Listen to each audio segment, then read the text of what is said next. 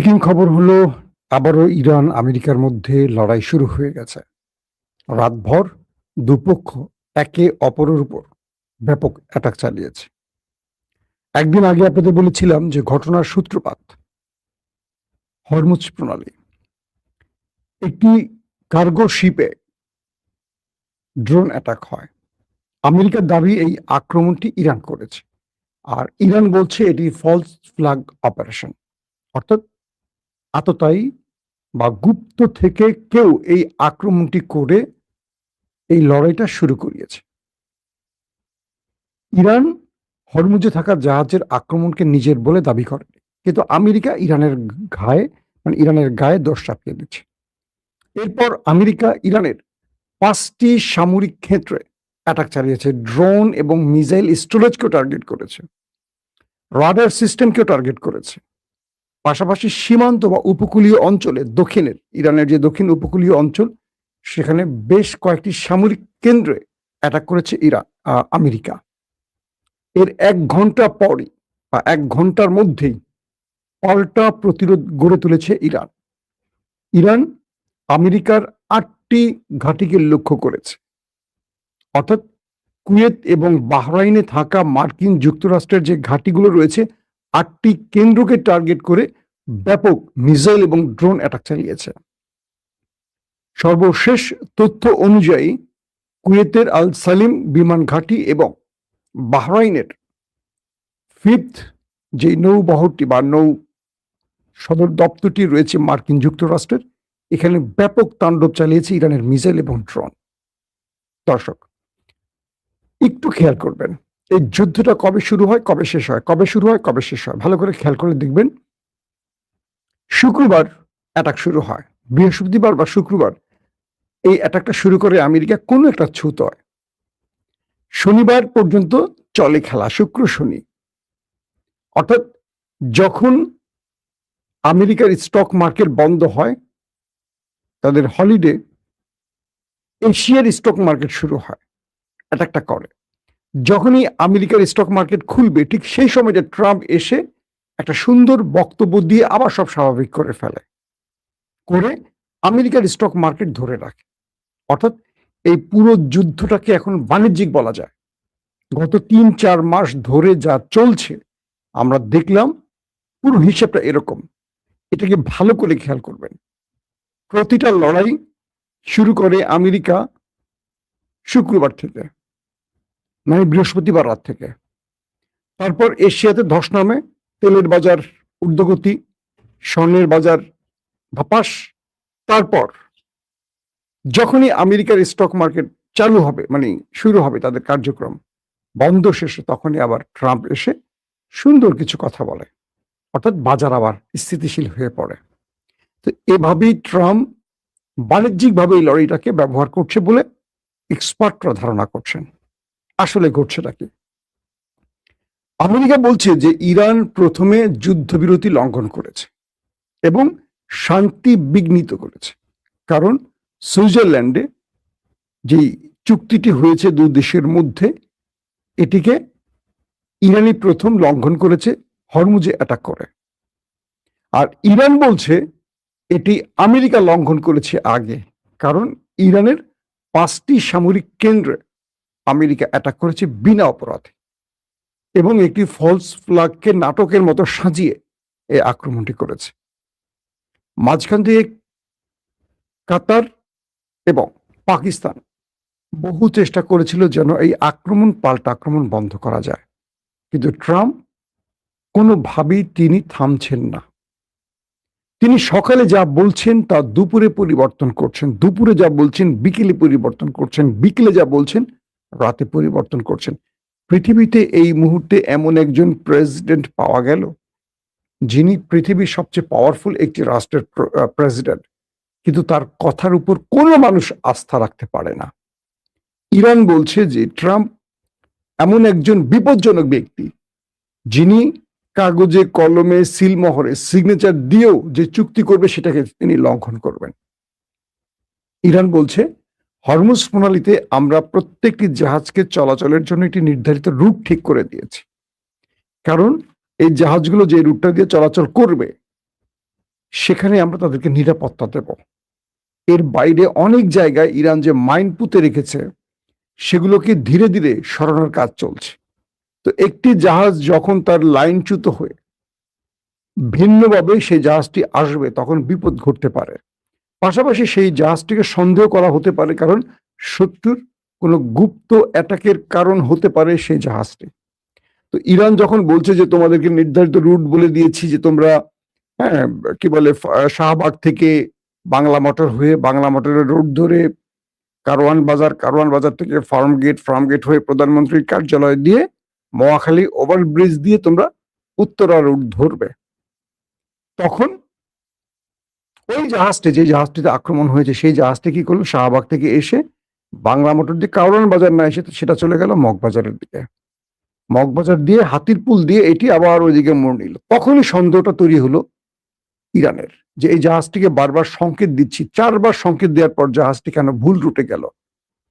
বলা হচ্ছে যে এরপরে এই জাহাজটিতে ড্রোন অ্যাটাক হয়েছে, কিন্তু ইরান বলছে না যে অ্যাটাকটা তারা করেছে। এর পরপরই আমেরিকা ইরানের উপর কয়েকটি বড়সড় অ্যাটাক করেছে। ইরান বলছে এই অ্যাটাক তারা মোকাবেলা করেছে। এরপর আমেরিকাকে এমন শক্ত জবাব দিয়েছে যে আমেরিকা এটা আশা করেনি। বাহরাইনে তাদের যে 5ম নৌবহরটি আছে তার সদর দপ্তর গুরুত্বপূর্ণ জায়গাতে এমন বড় আকারে ইরান অ্যাটাক করেছে যে সর্বশেষ ভিডিও চিত্র দেখেছি সেখানে এখন আগুন জ্বলছে। তবে যুদ্ধ থেমে যায়নি। এই ভিডিওটি যখন রেকর্ড করছে তখনও কয়েকটি সূত্র দাবি করছে ইরান আমেরিকার মধ্যে উত্তেজনা চলছে, মানে আক্রমণ পাল্টা আক্রমণ চলছে। এখন অবস্থাটা বোঝেন। পাশাপাশি কুয়েতে আল সালিম বিমান ঘাঁটিতেও, যেটি মার্কিন বিমান ঘাঁটি, সেখানেও গুরুত্বপূর্ণ কয়েকটা মার্কিন সামরিক কেন্দ্রের বা পোস্ট উড়িয়ে দিয়েছে ইরান মিসাইল এবং ড্রোন অ্যাটাক করে। এই পরিস্থিতি থামছে না কোনোভাবেই। একদিকে চুক্তি হচ্ছে, পাশাপাশি সেই চুক্তির মধ্যেই নানান ছুতো খুঁজে আমেরিকা ইরানে অ্যাটাক করছে, ইরান পাল্টা জবাব দিচ্ছে। ইরান বলছে যে কোনোভাবেই ইরানের পররাষ্ট্রমন্ত্রী বা প্রেসিডেন্ট আব্বাস আরাকচি এবং মাসুদ পেজেশকিয়ান দুজনেই বলেছেন যে ইরান তার শত্রুকে যে কোনো বড় মোকাবেলার জন্য, অর্থাৎ শত্রু যত বড়ই আক্রমণ করবে সেটা মোকাবেলার জন্য প্রস্তুত আছে। ইতিমধ্যে ডোনাল্ড ট্রাম্প আবার স্টেটমেন্ট দিয়েছেন। ইনি তো স্টেটমেন্ট দিয়ে দেশকে অস্থিতিশীল করে ফেলেন। বলছেন যে ইরানের উপর সবচেয়ে বড় অ্যাটাক করতে পারে আমেরিকা যদি ইরান শান্ত না হয়, যদি ইরান যুদ্ধবিরতি লঙ্ঘন করে আমেরিকার স্বার্থে আবার অ্যাটাক করে। তার উপর নিউক্লিয়ার অ্যাটাক শব্দটা শুধু বলেনি, কিন্তু বাকিটা ইঙ্গিতে বুঝিয়ে দিয়েছে তিনি যে কোনো সময় ইরান নিউক্লিয়ার অ্যাটাক করতে পারে। অর্থাৎ তার পুরো বক্তব্যটা নিউক্লিয়ার অ্যাটাককে ইঙ্গিত করছে। আমেরিকা এ পর্যন্ত গত 130-40 দিনের মধ্যে ইরানকে কমপক্ষে 20 থেকে 30 বার নিউক্লিয়ার অ্যাটাকের হুমকি দিয়েছে। প্রশ্ন হলো, ইরান কি আমেরিকার এই নিউক্লিয়ার অ্যাটাকের হুমকিতে ভয় পেয়েছে? পায়নি, বরং আমেরিকাকে আরো শক্ত জবাব দিয়েছে। তার দুটো কারণ হতে পারে। এক, আমেরিকা ইরানের নিউক্লিয়ার অ্যাটাক করে সবচেয়ে বড় বিপদ ডেকে আনবে, কারণ ইরানের চারপাশে রয়েছে গালফ কান্ট্রি, আরব দেশগুলো। ক্ষতিগ্রস্ত শুধু ইরান না, তারাও হবে। নাম্বার 2, ইরানের নিজের হাতে থাকতে পারে নিউক্লিয়ার।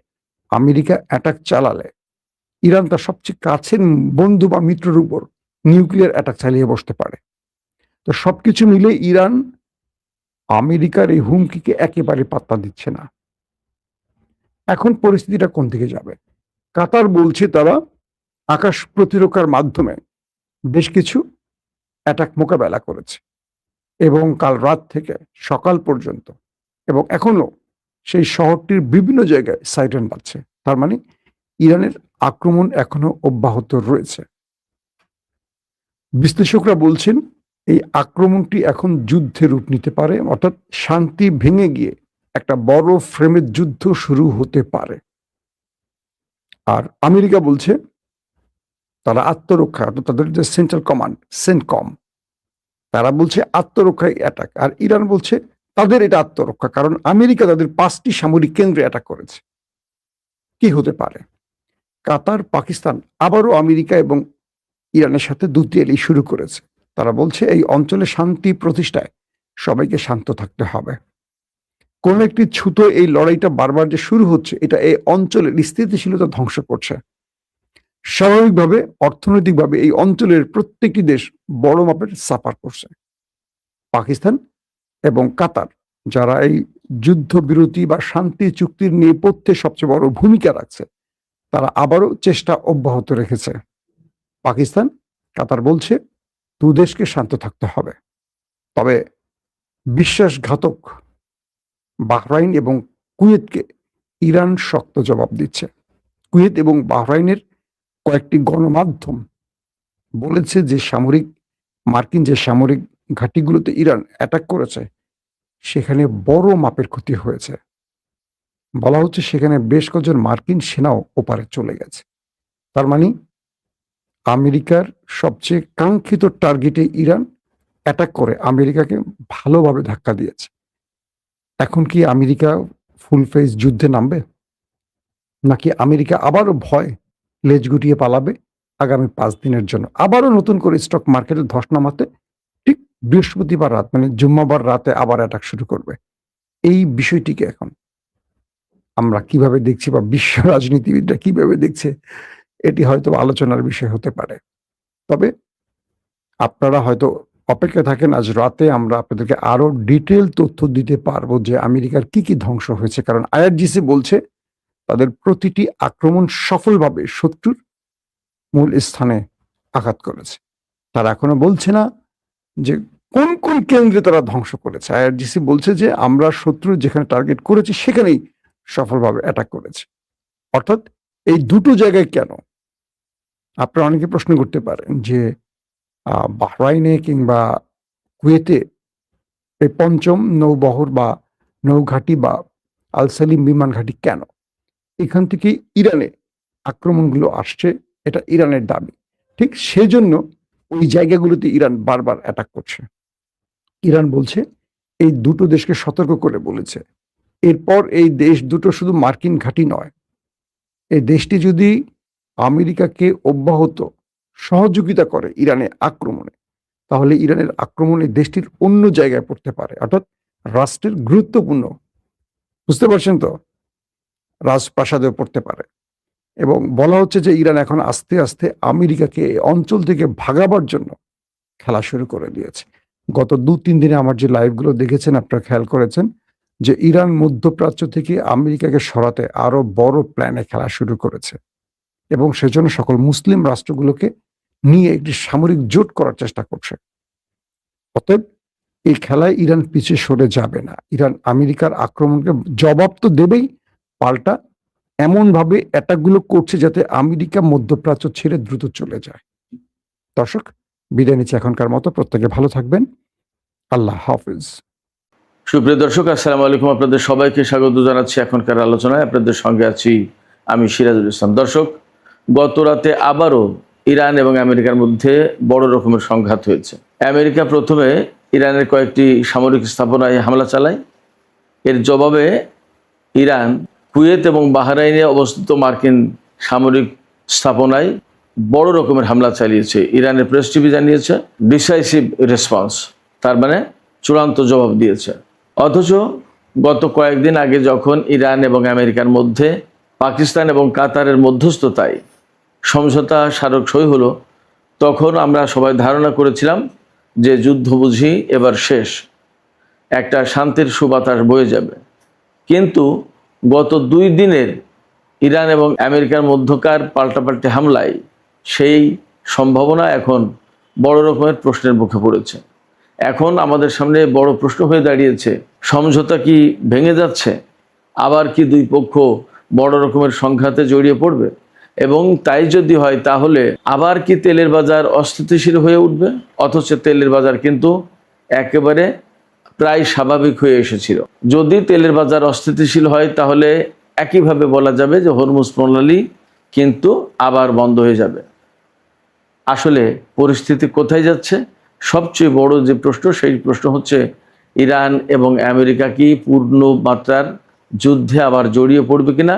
এবং বলা হচ্ছিল আমেরিকা আর ইরানের মধ্যে সমঝোতা যাতে না হয় তার জন্য পেছন থেকে কাজ করছেন ইসরায়েলের প্রধানমন্ত্রী বেনিয়ামিন নেতানিয়াহু। ইরান এবং আমেরিকা যদি যুদ্ধে জড়িয়ে পড়ে তাহলে নেতানিয়াহুরই কি শেষ পর্যন্ত বিজয় হবে কিনা, সেই প্রশ্ন সবচেয়ে বড় হয়ে দেখা দেবে। সুপ্রিয় দর্শক, এই বিষয়গুলো নিয়েই এখন বিস্তারিত আলোচনা করব। আশা করি আপনারা সবাই শেষ পর্যন্ত সঙ্গে থাকবেন। আর ভিডিও ভালো লাগলে লাইক, কমেন্ট, শেয়ার করবেন এবং চ্যানেলটি সাবস্ক্রাইব করে সাথেই থাকবেন। দর্শক, প্রথমে আমরা দেখি গত রাতে আসলে কি ঘটেছে। গত রাতে যা ঘটেছে গণমাধ্যম থেকে যা পাওয়া যাচ্ছে তা হচ্ছে এই: হরমুজ প্রণালী দিয়ে আরও একটি জাহাজ ইরানের কমান্ড না মেনে ভিন্ন রুটে যাচ্ছিল। ইরান একটা নির্দিষ্ট পথ ঠিক করে দিয়েছে যে এই পথে জাহাজ চলাচল করতে হবে, কিন্তু গত রাতেও একটি জাহাজ ইরানের নির্দেশিত পথে না গিয়ে ভিন্ন পথে যাচ্ছিল। এটা ওমান উপকূল দিয়ে যাচ্ছিল। ইরান প্রথমেই সিগন্যাল দিয়েছিল ওই জাহাজকে যে জাহাজটি যেন কোনো মতেই ইরানের নির্দেশিত পথ বাদ দিয়ে অন্য কোনো পথে না যায়। কিন্তু জাহাজটি ইরানের সিগন্যাল অমান্য করলে, ইরানের বার্তা অমান্য করলে, তখন ইরান ওই জাহাজের উপর ড্রোন হামলা চালায়। ড্রোন হামলা চালানোর পর আমেরিকা ইরানের সিরিক দ্বীপ এবং কেশম দ্বীপ, এই দুটো জায়গার বেশ অন্তত 4টি স্থাপনায় টেলিকমিউনিকেশন সেন্টার প্লাস ড্রোন স্থাপনা, ক্ষেপণাস্ত্র স্থাপনা, এরকম বেশ কয়েকটা, মোট 4টা জায়গায় হামলা চালায়।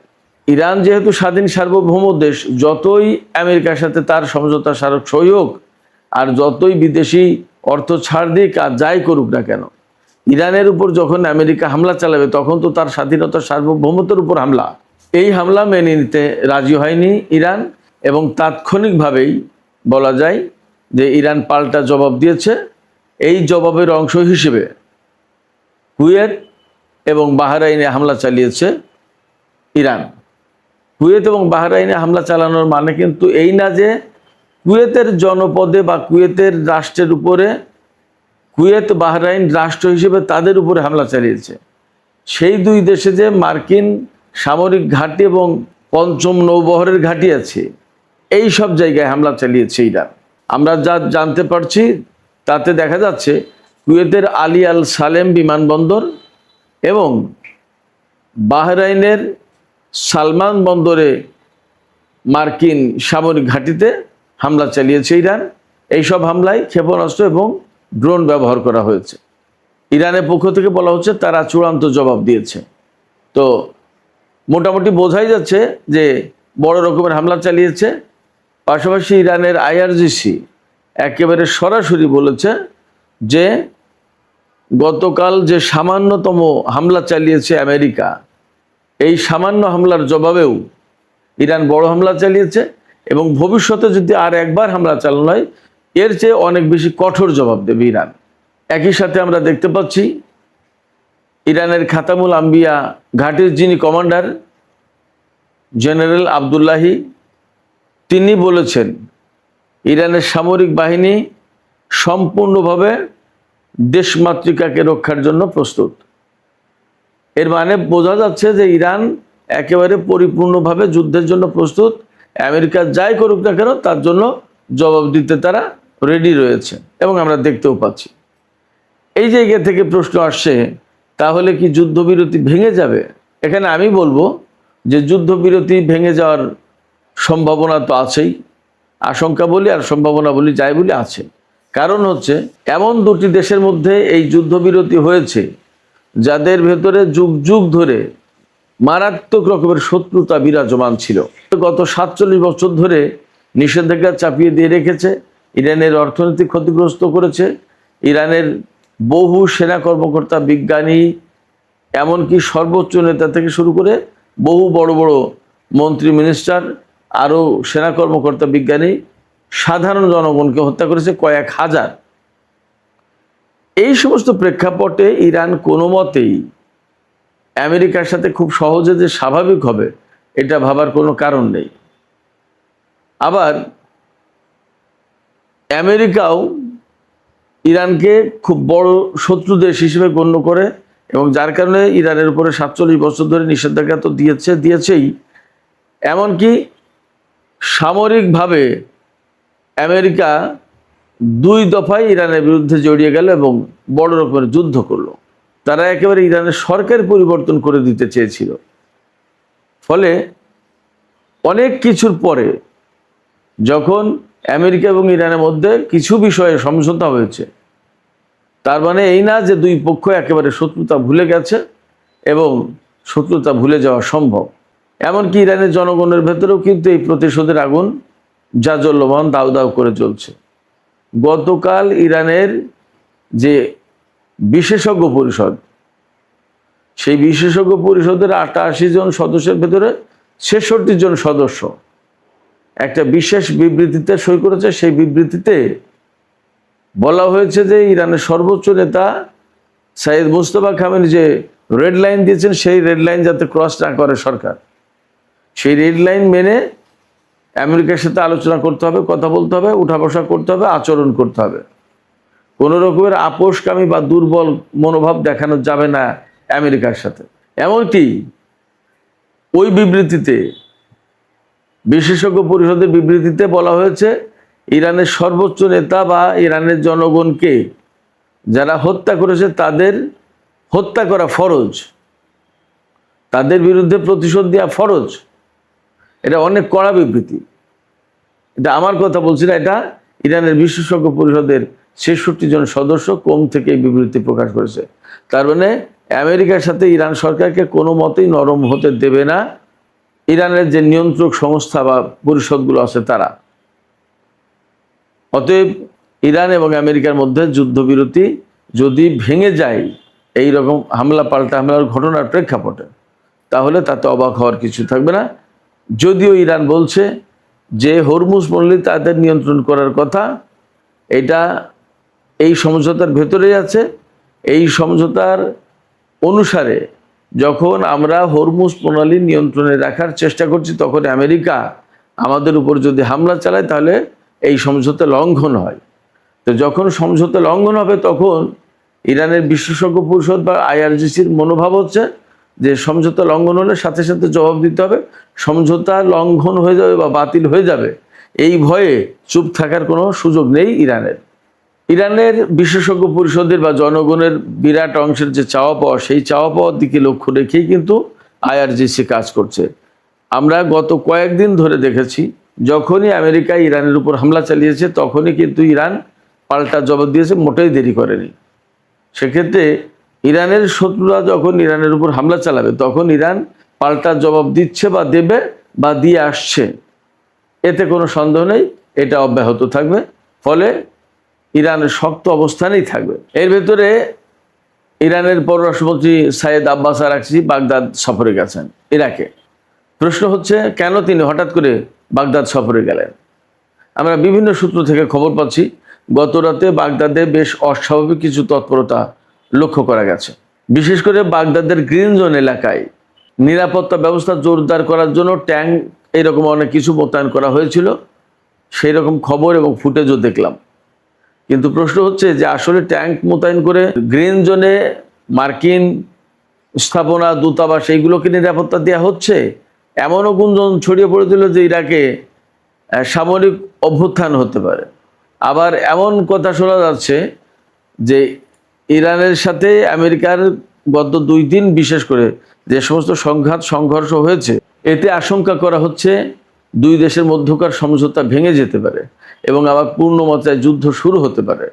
তো যদি যুদ্ধ শুরু হয় তাহলে ইরাকের যে প্রতিরোধ যোদ্ধা যারা আছে তারা কিন্তু মার্কিন ঘাঁটিগুলোকে, বিশেষ করে মার্কিন দূতাবাস বা মার্কিন বিভিন্ন স্থাপনা লক্ষ্য করে হামলা চালাবে।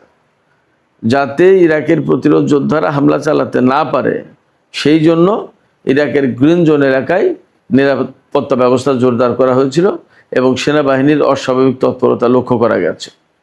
প্রশ্ন হচ্ছে যে সেনাবাহিনী যদি এইভাবে এই তৎপরতা চালায় তাতেই কি ইরাকি প্রতিরোধ যোদ্ধারা থেমে যাবে? আর এখানে আব্বাস আরাকচির ভূমিকা কি?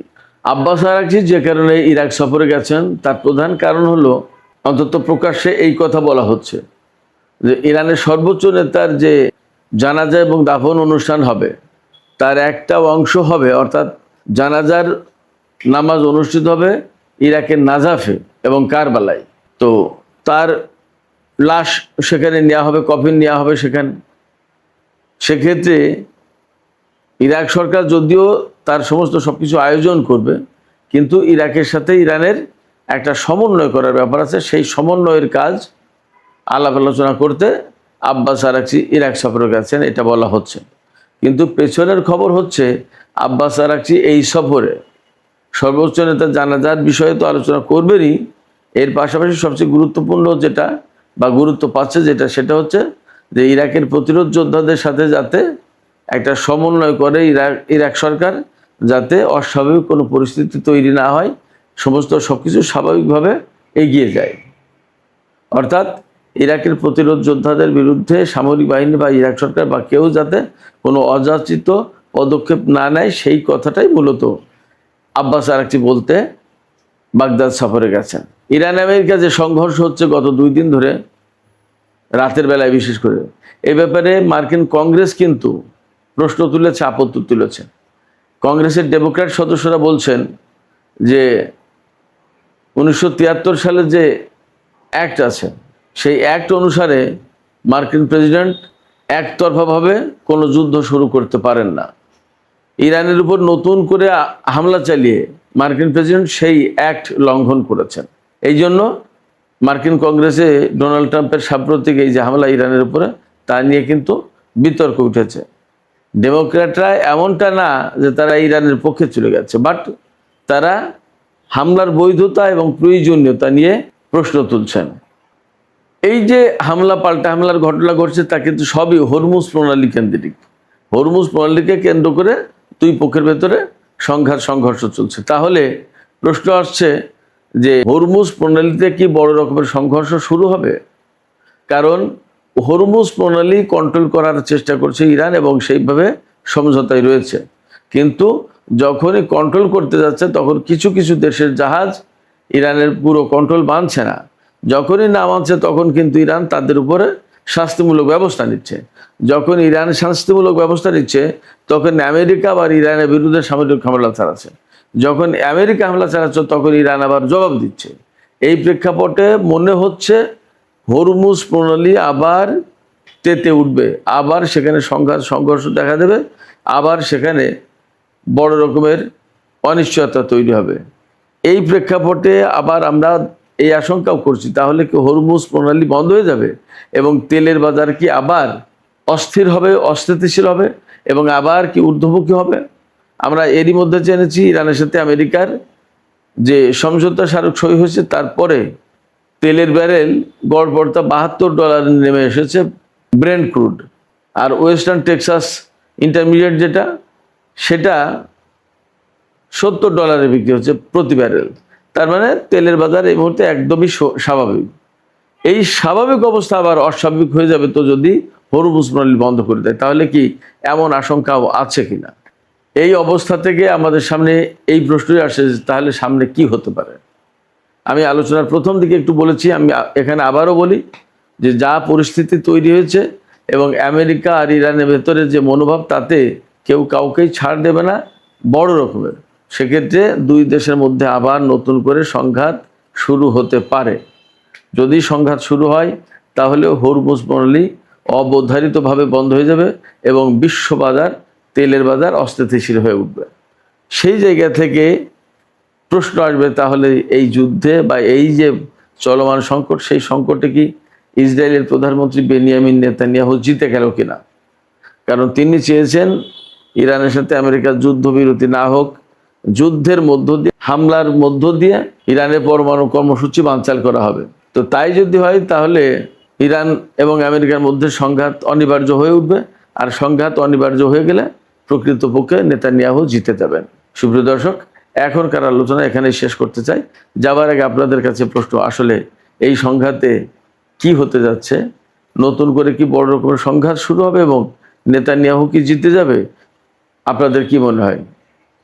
মতামত জানিয়ে কমেন্টে লিখতে পারেন। আর ভিডিও ভালো লাগলে লাইক, কমেন্ট, শেয়ার করবেন এবং চ্যানেলটি সাবস্ক্রাইব করে সাথেই থাকবেন। দর্শক, এখনকার আলোচনা এখানেই শেষ করছি। আপনারা সবাই অনেক ভালো থাকুন। আল্লাহ হাফেজ।